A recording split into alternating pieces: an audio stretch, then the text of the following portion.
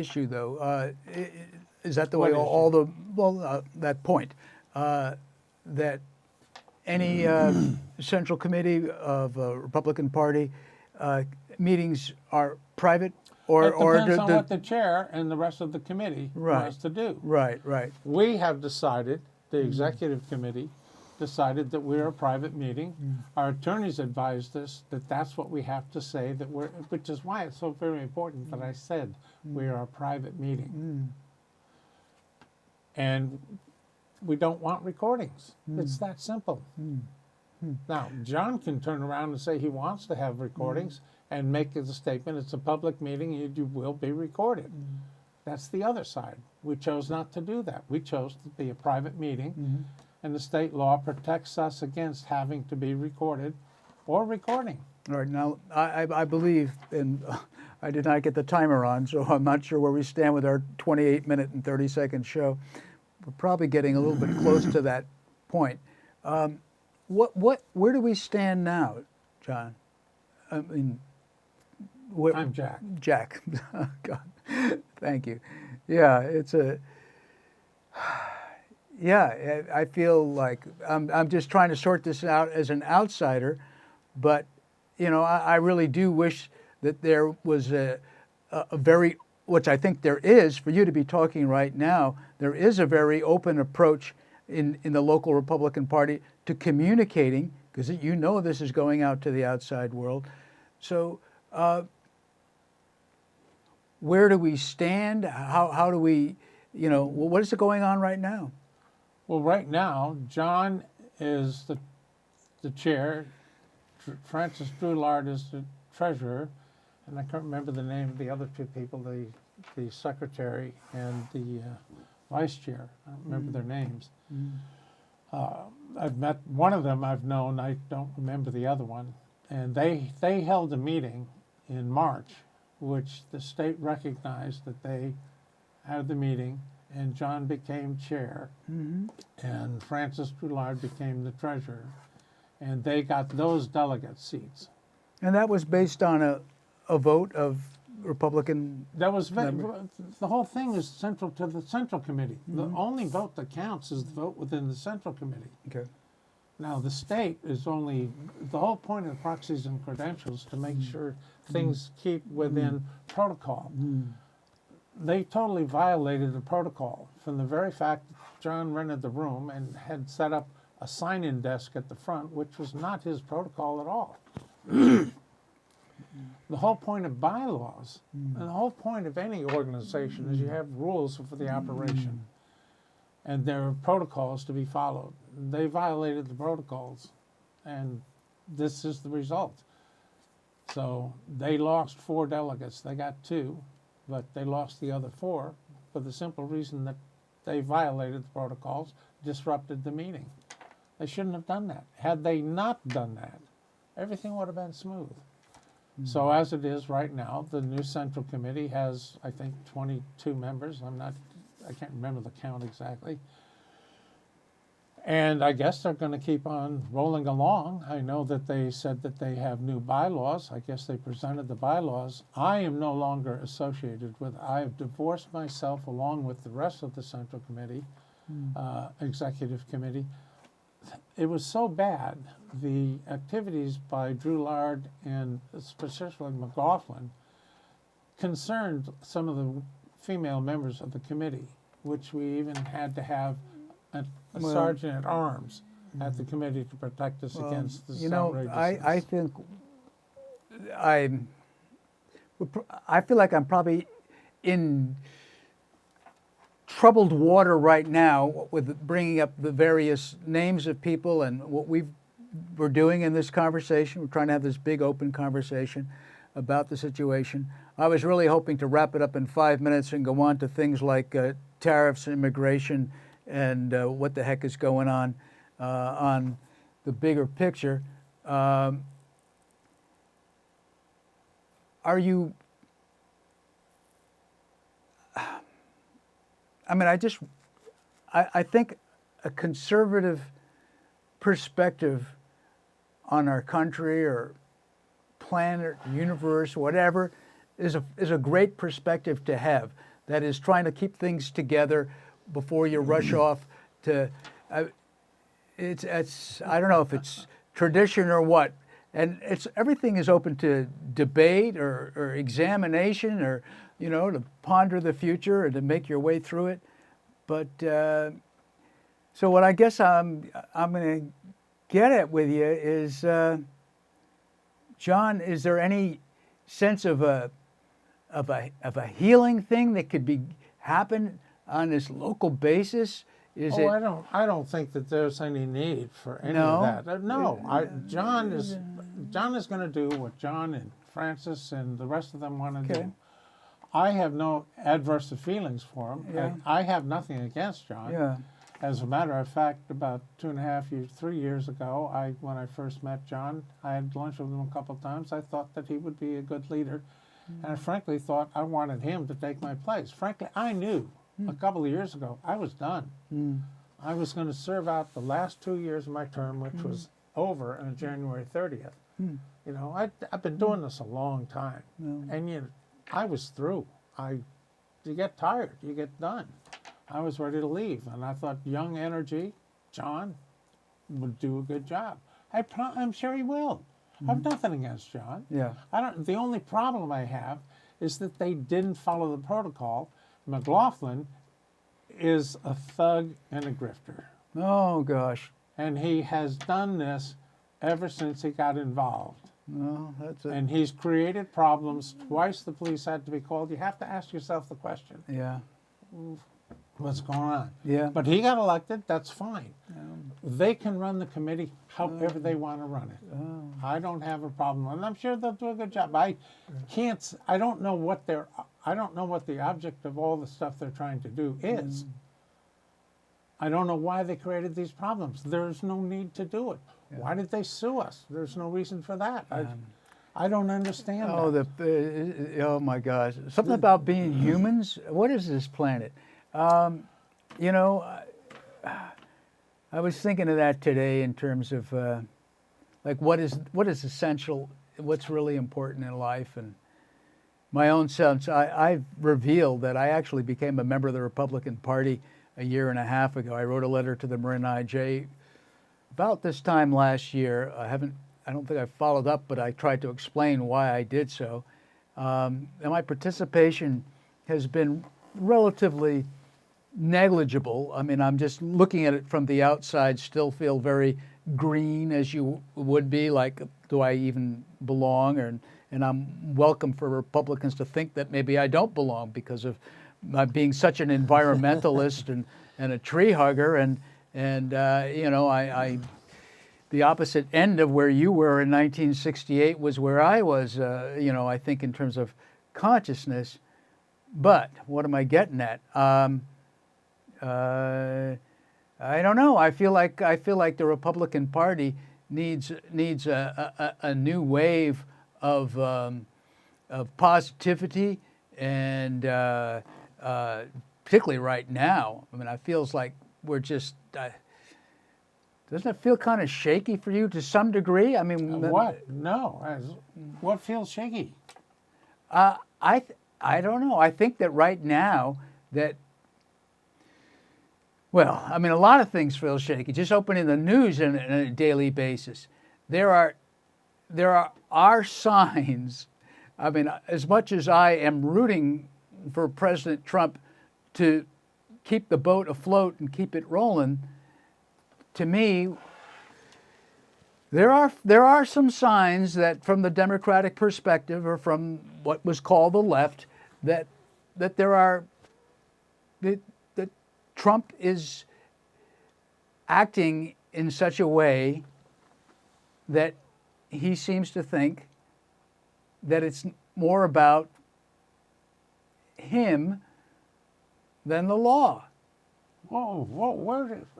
Give me an example of what makes you All say right, something and I like just that. just recently, and I really wanted to come on the show and just say how much I'm rooting for him, and believe that from the economics of the Doge, of cutting back the Well, federal government let's take from these things immigration. one step at a time. All right. I mean, All right, so let me just read This was based on my being saddened a little bit by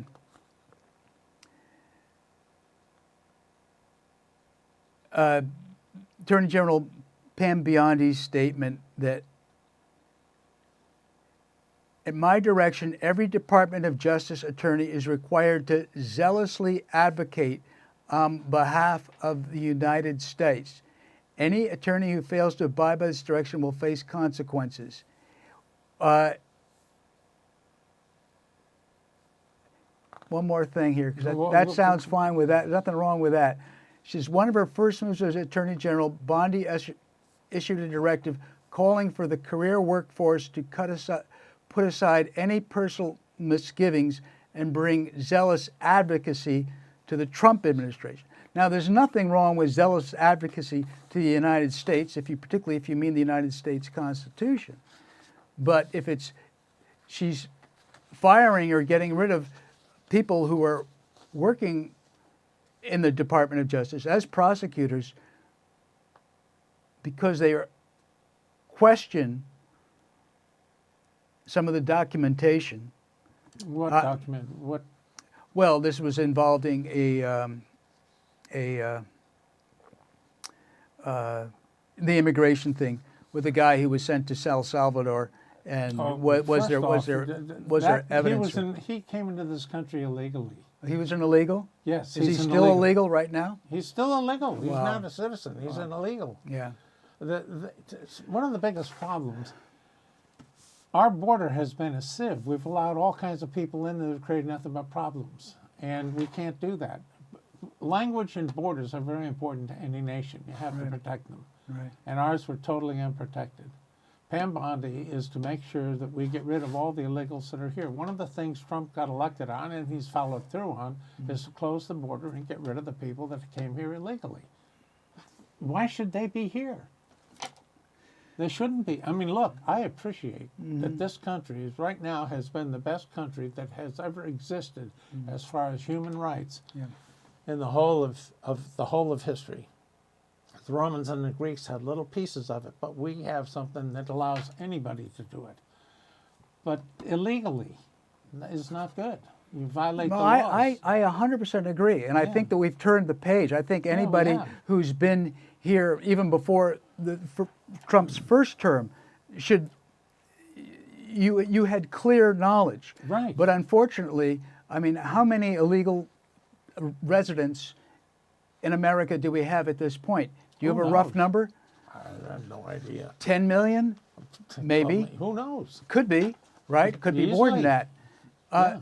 So I think that in general, anybody who commits any infraction or law that's illegal without thank you or sorries or anything, it's time to go if you break the law. Right. And I would like to see many of those who haven't even broken the quote law, because most of them I think are essentially good people who are not murderers, though there are plenty of them apparently who are in our midst. I mean, I'd like to see something like what's my plan? A Mitt Romney plan, but maybe a billionaire tax to pay for people a nice ticket, a T-shirt, and saying thank you and a flight back home, and maybe a financial dividend paid by a billionaire's tax. Why? Why should anybody? You violate a law and you get a reward for violating the law, even if the reward is just a ticket home? I mean, come on. Let's put a little sense in this. If you violate a law, and it's a very clear law, the border is there, you cross the border illegally, you're not a citizen of this country, you're an illegal entrant. If somebody breaks into your house, if somebody opens the front door of your house, it's unlocked, walks through the door, do you have the right to tell them to leave? Absolutely. Do you have the right to push them out the door? Yes, you do. Okay. Doesn't the country have the same right? Should you be therefore, hey, the guy's in there, but give him $5 for a taxi home? Well, I mean, you're making it the very clear. This is the point of the Republican administration No, right now. This should be the point of anybody in this nation, not just the Republicans. Well, Trump is the guy that's doing something about it. Well, Other people have talked about it. Even Obama talked about it. He didn't do anything about it, but he talked about it. yeah. Well, I mean, wouldn't you say, based on it's all me. I'm going back and forth with the camera. Wouldn't you say that in general, Trump's rollout of the immigration thing has been much more reserved than the initial fear, or that it was going to be some massive? I mean, it has been fairly slow-paced, and not in a bad way. But I mean, we haven't seen massive raids in the Bay Area or anything like that, right? We haven't seen that. Well, I don't think that they're necessary. I think that there are so many places that, why do I forget his name? I love the guy. He knows where these people are. Holman. They're Holman. Yeah. He's going around. There doesn't have to be raids. We know where the people are. Nobody's raiding anything unless there's somebody that's creating a problem inside a place to be raided. They're not doing that. They don't have to. They know where these people are. Just that one guy that you say that was sent to Salvador, that everybody's up in arms about, got to bring him back. That judge saying you got to bring him back. The fact of the matter is he was illegal here. He was illegal here. It's funny how they don't bring that up in the newspaper articles, Well, actually. of course they don't. Look at the mainstream media is very biased towards the left, and you don't hear about the other side. You mentioned Doge. The problem that this country has is that it has grown like topsy, with a whole bunch of people piled on top of people, and nobody's paying attention to what's really going on. We're spending money on things that don't need to be spending money on. There's a whole bunch of people that are making money. One of the senators that was grilling in the White House, and I forget exactly who he was grilling. He's grilled a number of people, but his wife got I can't remember the woman's name in Georgia. They got $2 billion from USAID for a program. 2 million of those went to the wife of the senator who was running some kind of an agency. Now, why is that? I mean, that smells a little funny, doesn't it? Well, I don't know Wives of about that politicians? particular, but I know that there's such a massive amount of waste. It's been going on for a terrible amount of time, a $37 trillion debt. I'm completely with you. I think almost any bill that is created, and maybe even some Republican bills, but on the past, it's just shoveling money out the door. I don't want to pick on any one party. I mean, it's easy enough to do, but the fact of the matter is, the Congress is responsible for the people's money, and they have been irresponsible. They started giving up their responsibility back in the 50s when new agencies were created. The first 14 agencies were created under Franklin Roosevelt in the 30s as a way to supposedly help us out of the Depression, which it didn't. But those were the first 14, what I call three-letter agencies were created.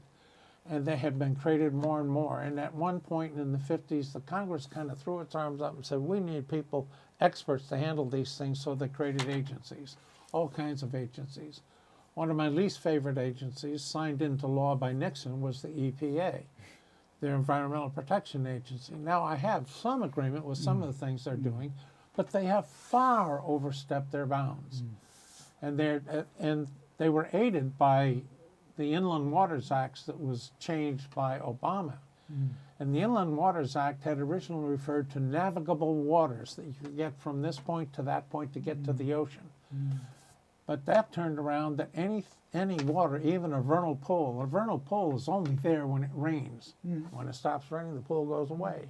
But he turned that over. That gave the Army Corps of Engineers and the EPA control over those kinds of waters. There's a farmer up in Shasta, whose 7,000 acres of wheat production are lost because the EPA and the Army Corps, this is about 5 years ago, I don't know where it is now, but he lost production. They say, well, you can't use that because it's inland waters. They've overstepped. the whole Absolutely. point. I agree with you. Okay. I agree with you. And I think oftentimes the EPA becomes basically a rubber stamp for, I think, you talk about the stacking up of people. Right. We have lost track of what the teeming population of Europe. We're so over urbanized. We're so I think crowded because of our immigration policies going back 40 years maybe. But I'm an environmentalist. I mean, I totally am. I think my country is my environment. The environment is my country. I want the country to be beautiful. I want my environment to be beautiful. I think we're all environmentalists. It's how far do you go in protecting the environment that you forget that we live in the environment? How much of that do we lose? How much sight of that do we lose?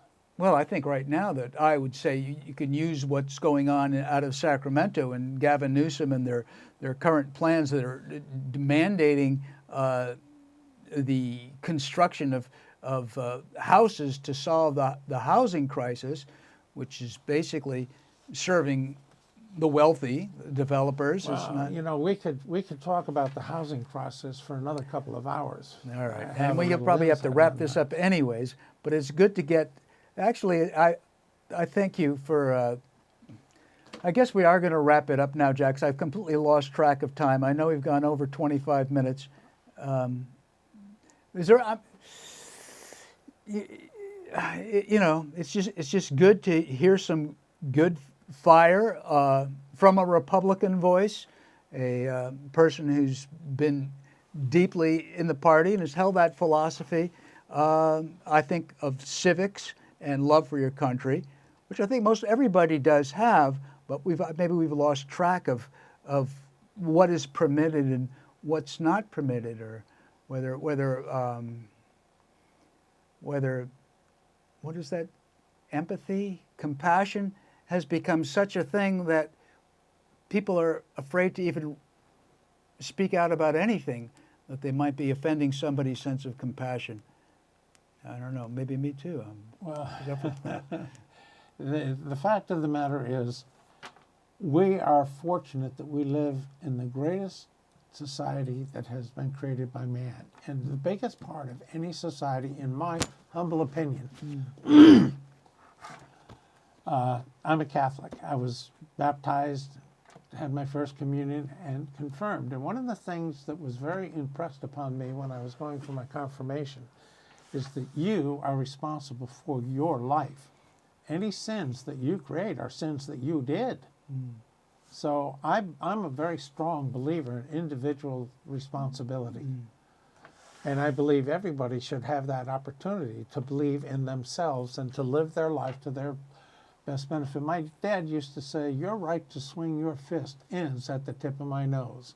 And I kind of believe that. Whatever you do is fine, as long as you're not hurting the horses. You know, don't hurt people, don't hurt the environment.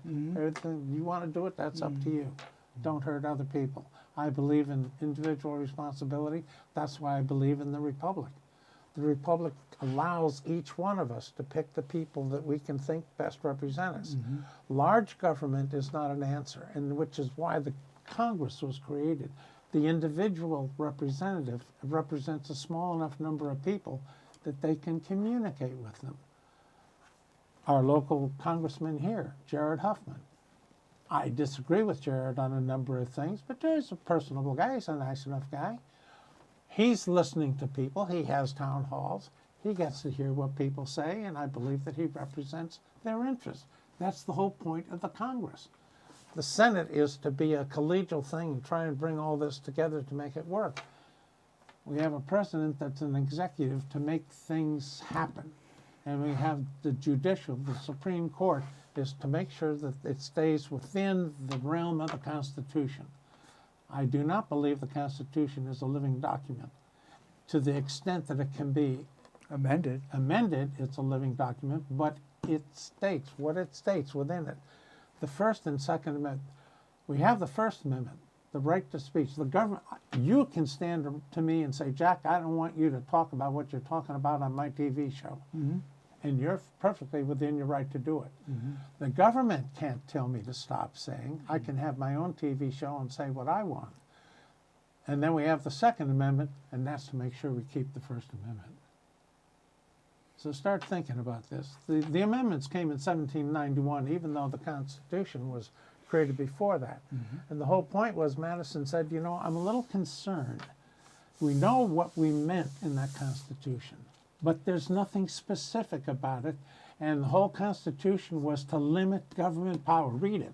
Read the Constitution. There's a great book called The Brilliant Mind, and it's about the Constitution and the thought process that went in. The creation of the Electoral College was how do we protect smaller states? This is in 1787 when they're concerned about the smaller states. Are they being representative? New York was a huge state. It overcome everybody. And if they're the only way to get the vote. I'm familiar with some of this. It's wonderful. So, there's another great book called Miracle in Philadelphia by last name Bowen, Cynthia, or whatever, written about 40 years ago. Great book. And it's just as you say, it's or like she says, it was a miracle in Philadelphia. It was brilliantly thought out, and then you had to have people like Patrick Henry and whatever who made a stink. They said, no, where's the Bill of Rights? And it came along. And that was to limit the government's power. The whole point of this is to limit the power of the government. And that's why I'm a Republican, because I do not believe in a large, overwhelming, tyrannical government. Tyranny is the antithesis of liberty. That's it. Well, Jack, I'm going to call this an afternoon of good conversation, and I do appreciate it. And thank you. Oh, you're very welcome, Guy. Thank you for giving me the opportunity to have what I had to say about the Central Committee and many more things. I'm happy to talk to you. Well, all right. I appreciate all right. the time It may happen before. again then down the road. All right. All right. Thank you, Jack. You got to shut that off?